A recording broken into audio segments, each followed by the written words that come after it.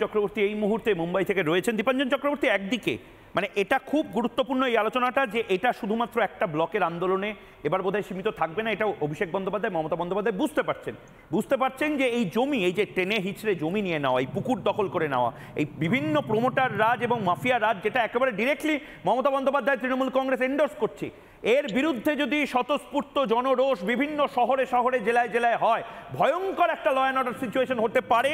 Police তার ব্যবস্থা নিক, খুব ভালো, কিন্তু তার পাশাপাশি তৃণমূলও ব্যবস্থা নিচ্ছে গুলিয়ে দেওয়ার রাজনীতি।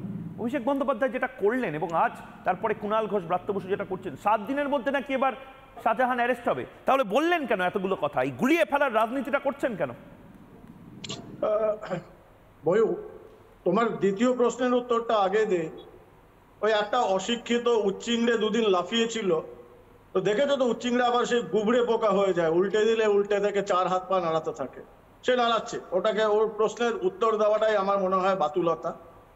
আর ওইসব কিসব লোকজনের নাম টাম বলছো, কিসব ভৃত্য বসু টসু। কারণ সমস্যা হচ্ছে বাংলায় যে কে ডিজি, কে অ্যাডিশনাল ডিজি, আর কে মন্তব্য করবে গ্রেফতারি নিয়ে, সেটাই বোঝা যাচ্ছে। ডিজি চোয়াল শক্ত করে 52 দিন আগে বলেছিল আইন আইনের পথে চলবে, সেটা 52 দিন ধরে দেখা গেল। এখন একটা লোক উড়ে এসে জুড়ে এসে সে বলছে 7 দিনের মধ্যে গ্রেফতার হওয়ার আশা রাখি। আমি ওই সৌরভ বাবুর কথাতেই বলি, আশা রাখি। সমস্যাটা কোথায় জানো ময়ূক? সমস্যা হচ্ছে এরা, এই প্রশাসন, এর শাসক দল ভয় 3টে জায়গা থেকে পেয়েছে।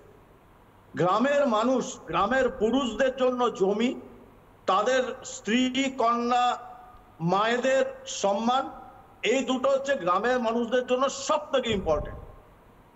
এবং এই দুটো যখন হাত পড়েছে, গ্রামের মানুষ ফুঁসে উঠছে।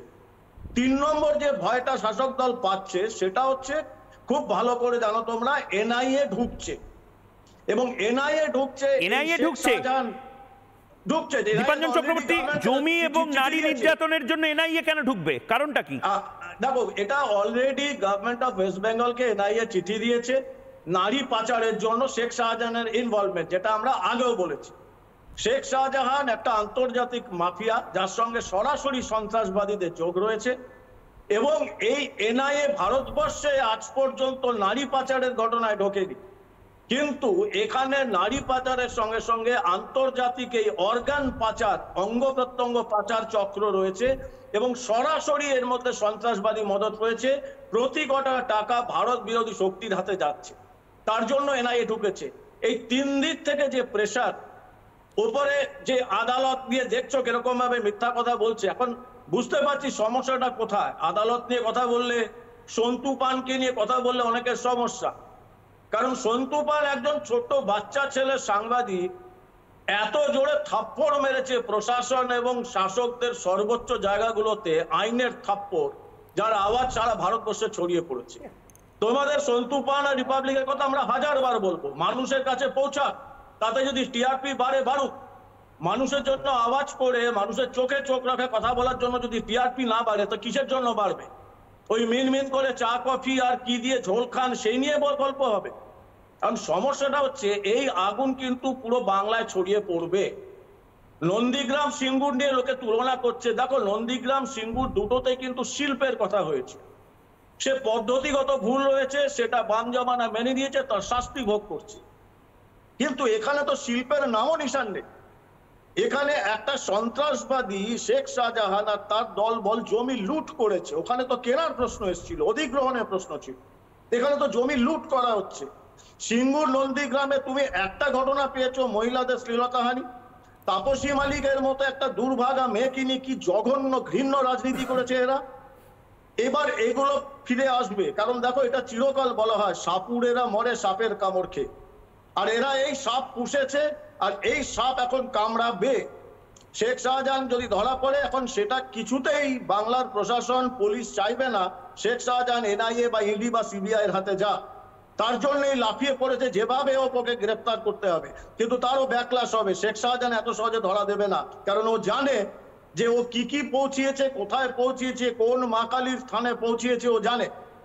এবং ও ফার্স্ট যদি করে দেয়, তাহলে কিন্তু এই উচ্চিংড়ে থেকে মা কালী সবাইকে যেতে হবে জেলে। এবং আমরা অপেক্ষা করছি বাংলা। কিন্তু আর তো হাত পা বাঁধা নেই দীপাঞ্জন চক্রবর্তী, পুলিশের তো আর তো হাত পা বাঁধা নেই। এখন বাজে রাত 8:32। আমি তো চাই যে রাত 9টার সময় ব্রেক করতে। রাজীব কুমার এই মুহূর্তে শেখ শাহজাহানকে গ্রেপ্তার করিলেন, অপশন দিচ্ছে না। শেখ শাহজাহানকে ধরতে পারে না রাজীব কুমারের রিটায়ারমেন্টের আগে সবচেয়ে বড় ক্রেডেন্সিয়াল হচ্ছে রিপাবলিক বাংলার সাংবাদিককে 2 দিন জেলে রাখতে পেরেছে, বিশাল বড় ক্রেডেন্সিয়াল তার। দেখো সমস্যাটা, আমি আরেকটা কথা বলি ময়ূক, একটা অদ্ভুত জিনিস তুমি লক্ষ্য করেছো যে ওই কি সব পোকাগুলো আছে না, বুদ্ধিজীবী ক্লিবলিঙ্গ গুলো, একটা কিন্তু বাজারে বেরোয়নি। কারণ এটারও কারণ কি, আমি দীপাঞ্জন চক্রবর্তী একবার আপনাকে থামাচ্ছি, যেহেতু এখানে বাকি দলের যারা প্রতিনিধিরা রয়েছেন। চন্দন চ্যাটার্জি দিয়ে শুরু করছি। চন্দন চ্যাটার্জি, এটার কারণটা কি বলুন তো? শাহজাহানের টাকায় কি কোনো বই, কবিতার বই, গল্পের বই বা কোনো সিনেমা এই সমস্ত কিছু বানানো হয়েছে নাকি? মানে হিরণ্ময় নীরবতাটা কেন? মানে যারা শুকনো পেঁয়াজ কলি ফ্রিজের শীতে এবং বিভিন্ন কারণে যারা ট্রেন্ডিং, তারা একটা কথা কেন বলছেন না? একটা কথা বলতে পারছেন না কেন? কেন বলবেন ময়ূক? শাহজাহান, তৎকালীন মোগল আমলের শাহজাহানের 3 কোটি টাকা খরচা হয়েছিল তাজমহলটা বানাতে, আর এই শাহজাহান 30,000 কোটি টাকা কম করে সম্পত্তি বানিয়ে রেখেছে। তার 25% নিজের কাছে রেখেছে, 75 ওপরে পাঠিয়েছে। এরপরে কেন কথা বলবেন না? আর পড়ে রইল ডিজি সাহেবের কথা। সত্যি তো একটা লাল ডায়েরি কোথায় গেল? একটা লাল ডায়েরি যার মধ্যে সবকিছু লেখা ছিল। সিবিআই পুলিশ দুজনে মিলে দস্তাদস্তি, যখন ব্রিগেড প্যারেড গ্রাউন্ডের মিটিংটা শেষ হতে না হতে 4টে সাড়ে 4টের সময়, তারপর অদ্ভুত ব্যাপারটা জানো কিরকম?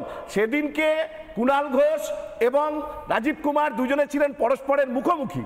আজকে জানেন দুজনে সেম বোট ব্রাদার, প্রায় সেম বোট ব্রাদার দুজনেই। দেখুন সেদিনকে কিন্তু দুজনে মুখোমুখি। কোথায় বসানো হবে না, ওনাদেরকে নিয়ে গিয়ে বসানো হয়েছিল আসামের ওখানে বসিয়ে দুজনকে মুখোমুখি জেরা করা হয়েছিল। আর আজকে দুজনে কেন জানেন? পুরো ঘটনাটাই আসল হচ্ছে পুলিশ প্রশাসনকে তৃণমূল কংগ্রেসের সরকার এমনভাবে ব্যবহার করছে যেন তারা নিচে শাহজাহানরা করে কমে খায়, 25 রেখে 75 ওপরে পাঠিয়ে দেয়।